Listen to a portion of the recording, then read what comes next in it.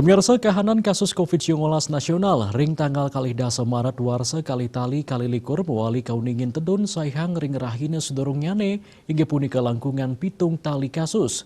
Romangkin kasus harian kauningin sampun ring sor 6 tali diri.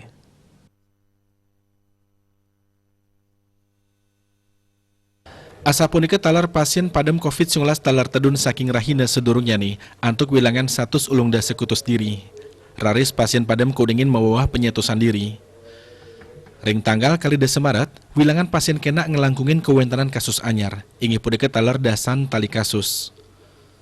Anut ring data Kementerian Kesehatan, nyih nayang wilangan kasus COVID-19 kantos langkungan 5 tali diri.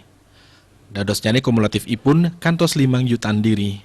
Selanturnya nih, pasien sana kena keuningin langkungan 15 tali diri. Nganinin pasien padam wenten 130 sesia diri, mawinan kumulatif ipun wenten langkungan 1 seketali diri selami pandemi ngelimbak ring bulan Maret, war sekali tali dasan lintang. Raris wilangan pasien COVID-19 sani kerawat, langkungan 1 tali diri miwah suspek wenten langkungan 5 tali diri. Diah Dewi Bali Pos, Nguningayang.